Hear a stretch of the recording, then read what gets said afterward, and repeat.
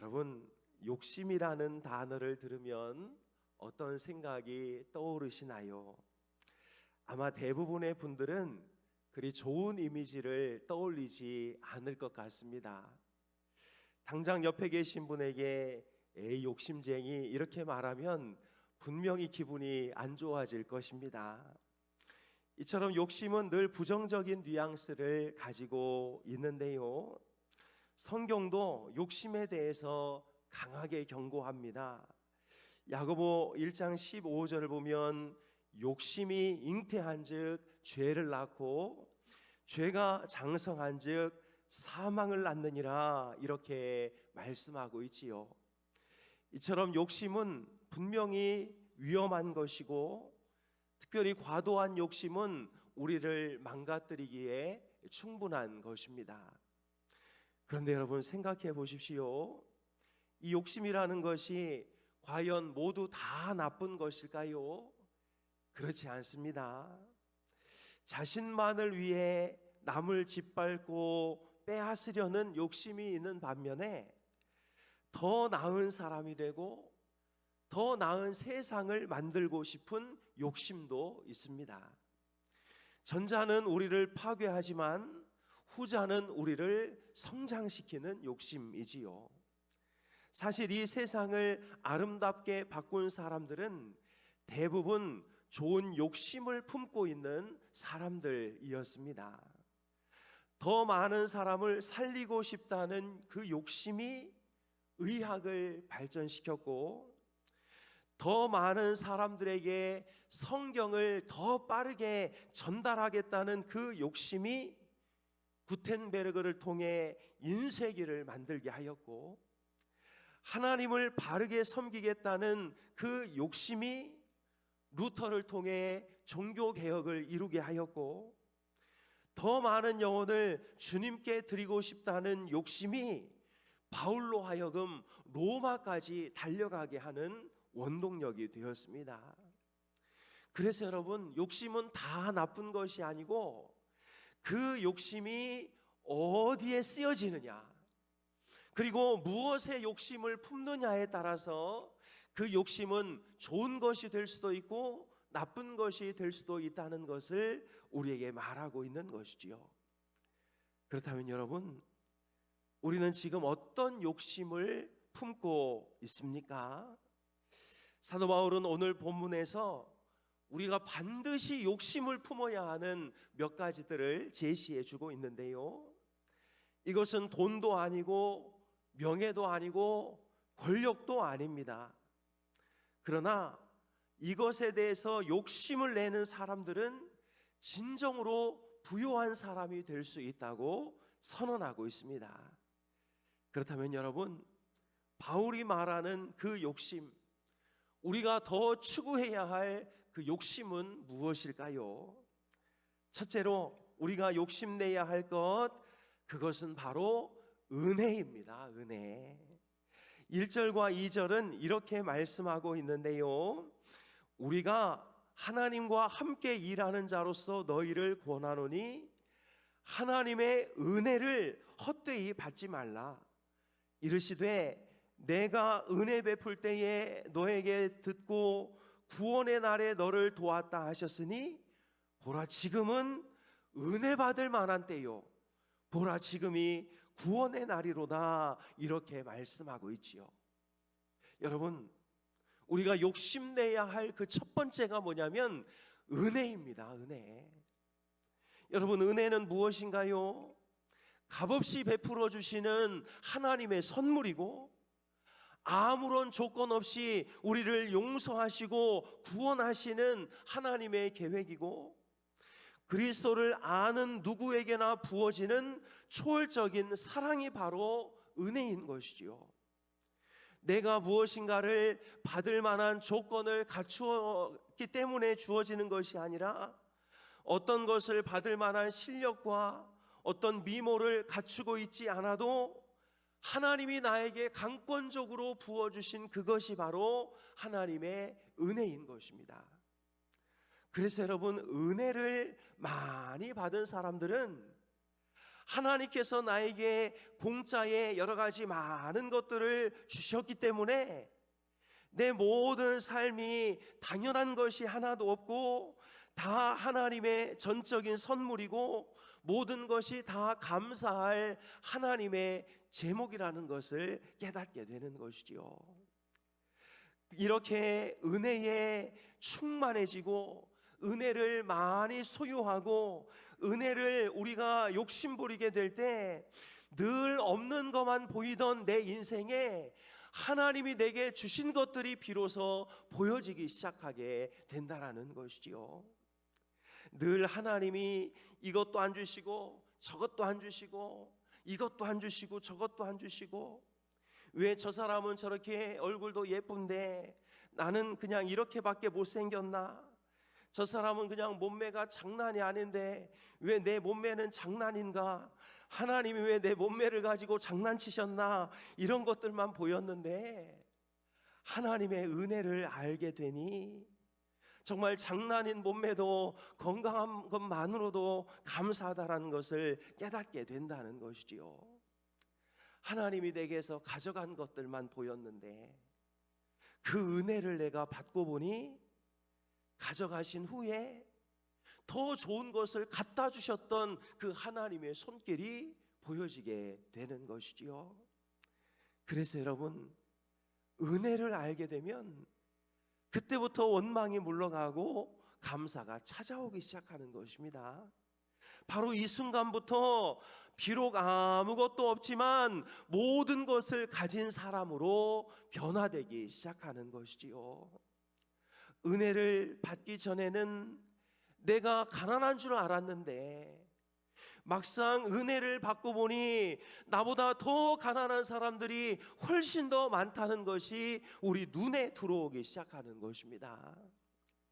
따라서 여러분, 은혜에 궁핍한 사람은 모든 것을 다 가지고 있어도 늘 불행한 것이고, 은혜에 풍족한 사람은 별로 가진 것이 없어도 늘 행복을 발견할 수 있는 참으로 부유한 사람이 된다는 것을 우리는 알게 되는 것이지요.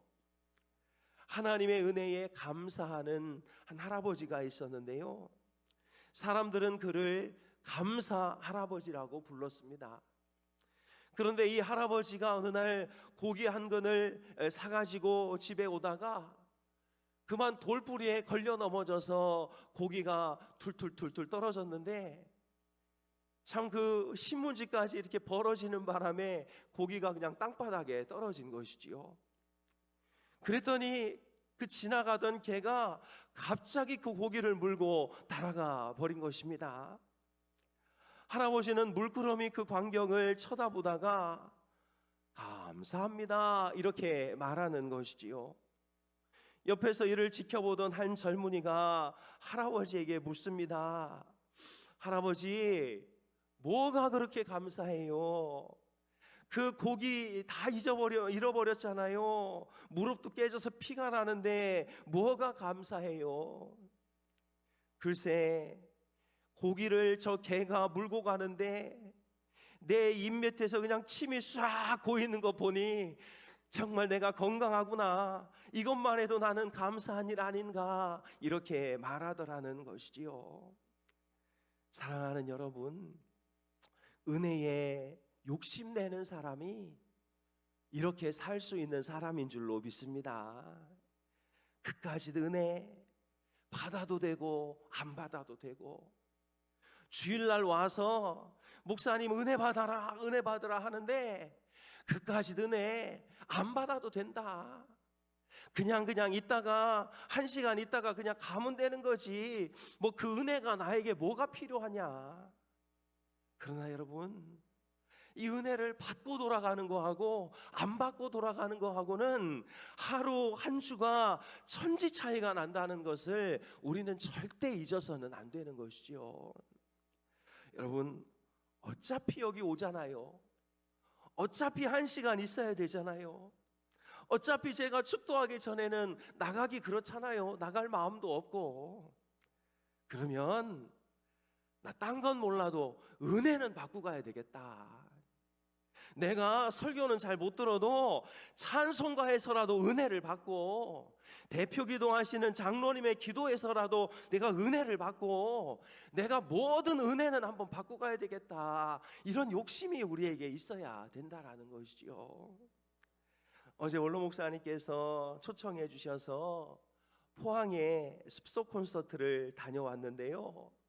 아유, 갔더니 그 산중턱에 우리 목사님 진짜 작은 거인이십니다. 그걸 이제 다 개간하셔가지고 거기에다가 집도 짓고 창고도 짓고 막 공원까지 만들어 놓으셔서 뭐 우리 교회 부지만한 것 같아요. 엄청나게 넓습니다. 예. 근데 거기서 이제 찬양을 하고 막 이렇게 음악 초청 잔치를 했는데, 거기 갔더니 김석균 목사님이 와 계시더라고요. 왜 나만 겪는 고난이냐고 슬퍼하지 마세요.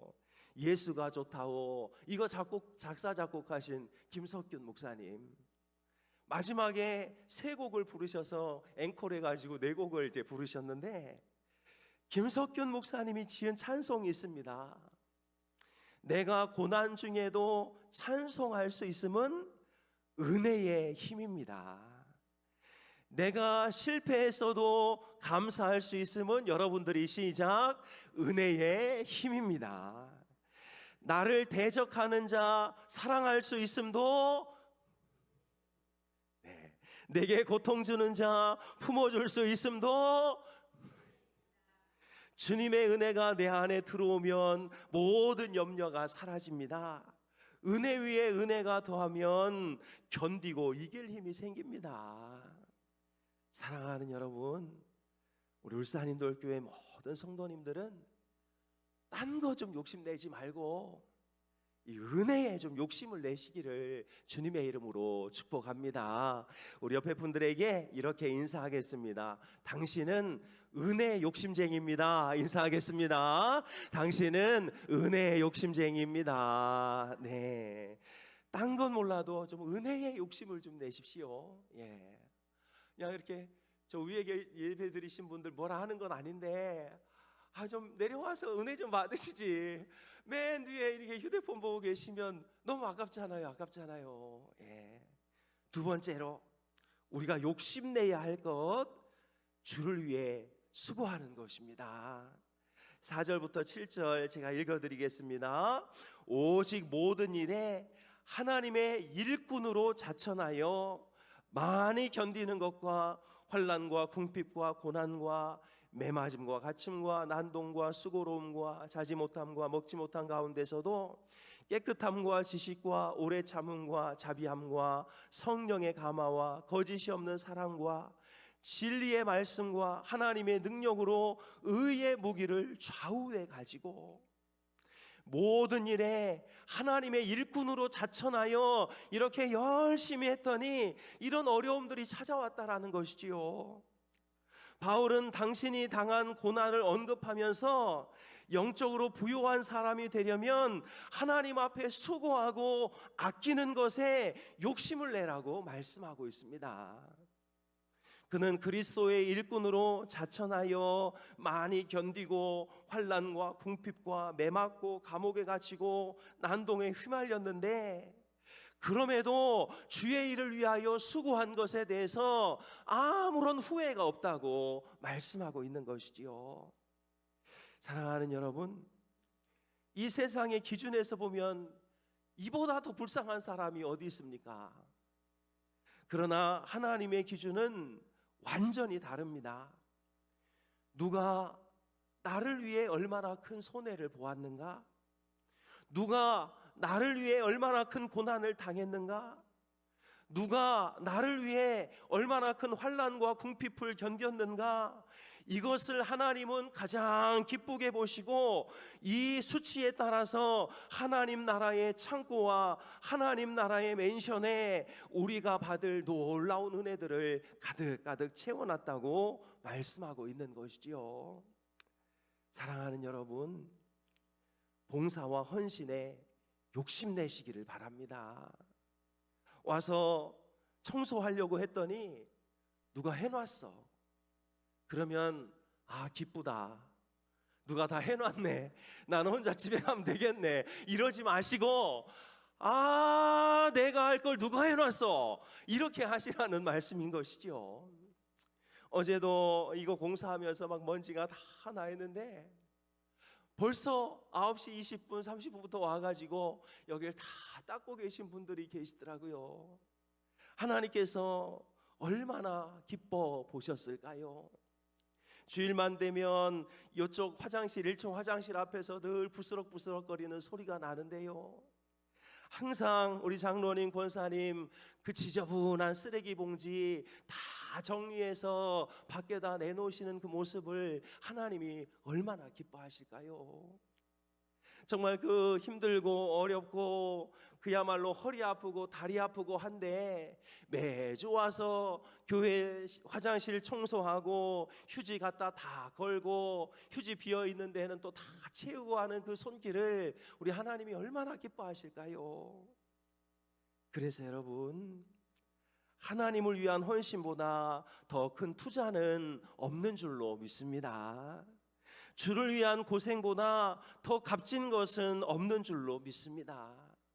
이 공사 이제 해야 되는데 정말 그 큰 스크린을 걸기 전에 저희가 처리해야 할 것들, 우리 집사님 중에 한 분은 자기 직장에 월차 내고 또 뭐 저녁에 일찍 와서 또 하고 위험한데 저 위에까지 올라가서 일하고, 하나님이 얼마나 기뻐하실까요? 사랑하는 여러분, 헌신의 자리, 봉사의 자리에서 빠졌다고 기뻐할 것이 아니라 그것을 못한 것에 대해서 안타까워하는 우리 모두가 될 수 있기를 주님의 이름으로 축복합니다. 그냥 9시에 성가대실에 모여서 공기도 좋지 않은 거기 모여가지고 열심히 연습하고 와가지고는 여기 앉아서 하나님을 찬양하고, 하나님께서 그 모습을 얼마나 기뻐하실까요? 그래서 여러분, 주를 위해 수고하는 것, 절대 거기서 다른 사람에게 밀리지 말고 다른 사람보다 더 욕심낼 줄 아는 우리 귀한 성도들 되시기를 주님의 이름으로 축복합니다. 우리 옆에 분들하고 인사하실 때 당신은 헌신 욕심쟁입니다 인사하겠습니다. 당신은 헌신 욕심쟁입니다. 네, 한 번 더 인사하실 때 내가 할 일 절대 놓치지 않겠습니다 인사하겠습니다. 내가 할 일 절대 놓치지 않겠습니다. 세 번째로 우리가 욕심내야 할 것은 넓은 마음입니다. 넓은 마음. 11절부터 13절은 이렇게 말씀하고 있는데요, 고린도인들이여, 너희를 향하여 우리의 입이 열리고 우리의 마음이 넓어졌으니 너희가 우리 안에서 좁아진 것이 아니라 오직 너희 심정에서 좁아진 것이라.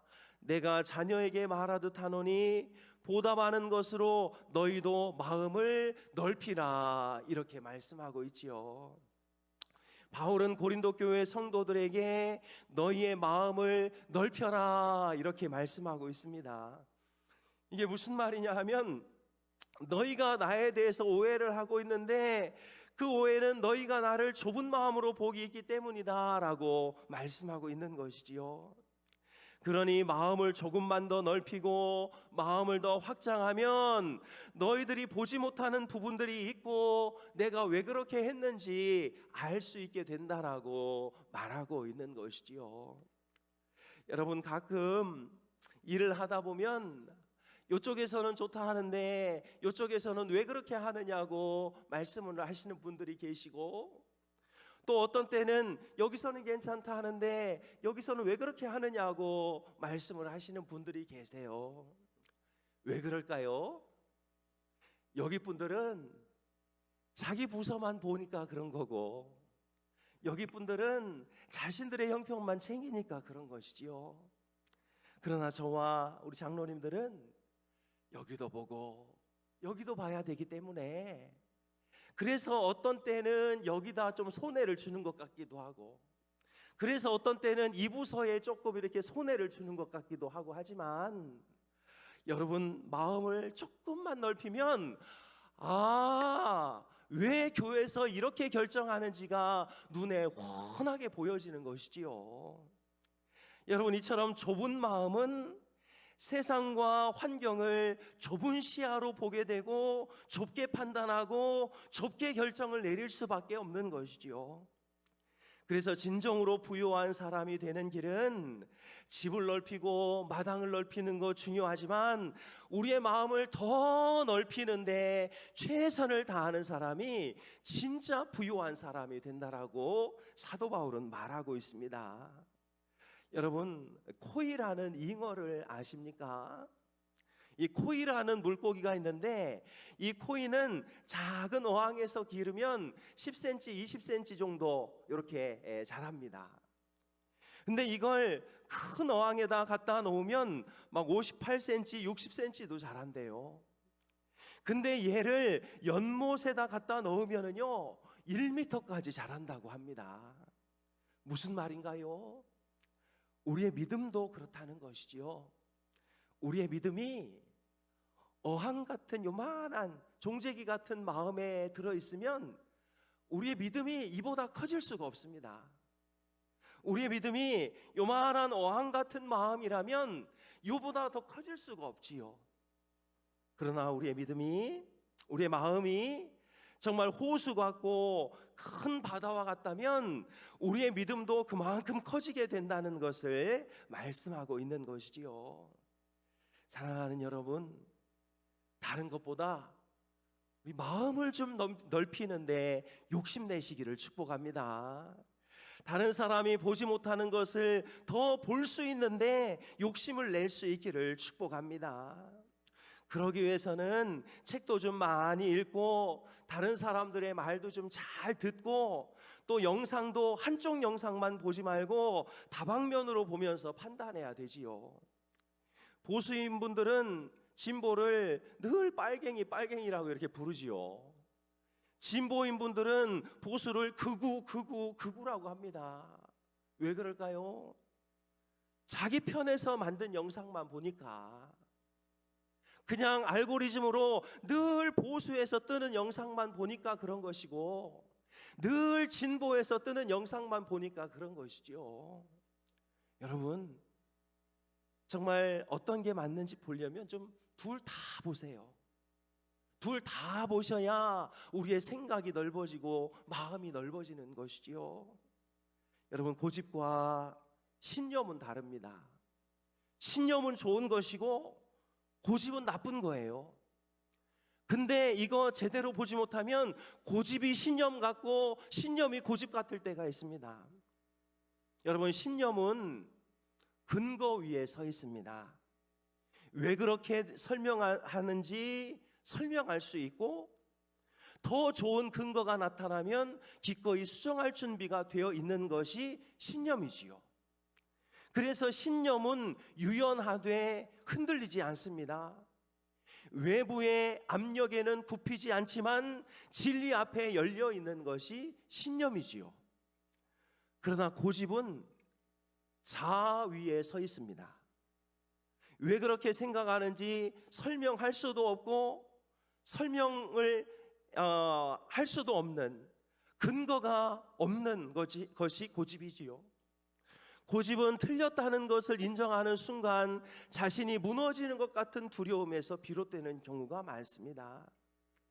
그래서 여러분, 신념은 진리를 위해서 자신을 포기할 수 있는 게 신념이고, 고집은 자신을 위해서 진리를 포기하는 게 고집인 것이죠. 우리 인도의 모든 성도님들은 나이가 들고 연륜이 쌓여갈수록 정말 마음이 넓어지는 것에 대해 더 욕심을 부려야 할 줄로 믿습니다. 고집쟁이 할아버지, 고집쟁이 할머니가 되지 말고 더 푸근하고 더 너그러워지고 누가 무슨 말을 해도 다 품어줄 줄 알고 틀린 소리를 해도 아이고 그럴 수 있지라고 포용해 줄 줄 아는 그런 어른들이 되시기를 주님의 이름으로 축복합니다. 그래서 여러분, 우리는 더 넓은 마음에 욕심을 좀 부려야 됩니다. 아이고 내가 왜 저런 것 때문에 기분이 나쁘지? 저 사람이 뭐라고 하면 아이고 왜 저런 것 때문에 내가 흔들리지? 생각해 보시고 마음을 넓히고 나의 생각을 넓히는데 욕심을 부려서, 전에는 그런 이야기가 쓰리고 아프지만 시간이 지날수록 아무것도 아닌 그런 성숙한 사람이 되는 것이 사도 바울이 오늘 우리에게 욕심 부려야 한다고 하는 세 번째인 것이지요. 사랑하는 여러분, 우리 울산인돌교회 성도님들은 더 마음이 넓은 관용의 사람, 용납의 사람이 될 수 있기를 주님의 이름으로 축복합니다. 우리 옆에 분들하고 당신은 용납의 욕심쟁이입니다 인사하겠습니다. 당신은 용납의 욕심쟁이입니다. 말씀을 정리합니다. 사도 바울은 우리에게 욕심을 부리라고 합니다. 어떤 욕심입니까? 돈의 욕심, 물질의 욕심, 자리의 욕심, 내 자존심, 내 이기심의 욕심이 아니라 하나님의 은혜에 대한 욕심, 하나님을 위해서 헌신하고자 하는 욕심, 하나님의 말씀이라면 더 넓어지고 더 용납하는 그런 욕심을 가지라고 말씀하고 있는 것이지요. 우리 울산인돌교회 모든 성도님들이 이 세 가지 욕심을 부려서 오늘 본문 9절 10절의 은혜가 있기를 축복합니다. 아까 성경 펼쳤을 텐데 우리 고린도후서 6장 9절 10절 말씀 우리 천천히 한번 같이 읽겠습니다. 고린도후서 6장 9절 10절 말씀, 고린도후서 6장 9절 10절 말씀 다 펴셨죠? 네. 고린도후서 6장 9절 10절 말씀입니다. 우리가 하나님의 은혜의 욕심을 갖고 헌신의 욕심을 갖고 넓은 마음의 욕심을 가질 때 어떤 사람이 되느냐? 9절 10절 같이 읽습니다. 시작. 무명한 자 같으나 유명한 자요, 죽은 자 같으나 보라 우리가 살아있고, 징계를 받는 자 같으나 죽임을 당하지 아니하고, 근심하는 자 같으나 항상 기뻐하고, 가난한 자 같으나 많은 사람을 부요하게 하고, 아무것도 없는 자 같으나 모든 것을 가진 자로다. 할렐루야.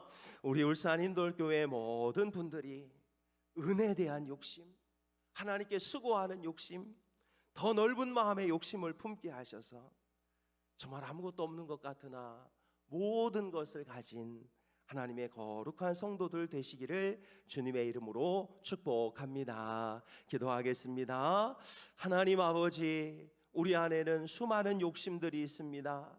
돈에 대한 욕심도 있고, 자리에 대한 욕심도 있고, 권력에 대한 욕심도 있고, 또 부자가 되고 싶고 다른 사람들보다 위에 있고 싶은 욕심도 있습니다. 하나님, 그런 것들도 잘 관리해야 하겠으나 하나님, 우리 마음에 하나님의 은혜에 대한 욕심이 있게 도와주시고, 하나님을 위해 일하고자 하는 욕심이 있게 도와주시고, 우리의 마음을 더 넓힐 수 있는 욕심을 저희들에게 허락하여 주옵소서. 그러므로 근심하는 자 같으나 항상 기뻐하고, 가난한 자 같으나 많은 사람을 부요하게 하고, 아무것도 없는 자 같으나 모든 것을 가진 자가 될 수 있도록 인도하여 주옵소서. 우리 울산인돌교회가 하나님의 기쁨되고 자랑되는 복된 교회가 되게 도와주시고, 우리 성도들을 통해 하나님의 영광과 나라가 아름답게 세워지게 하여 주옵소서. 감사드리며 예수님의 이름으로 기도하옵나이다. 아멘.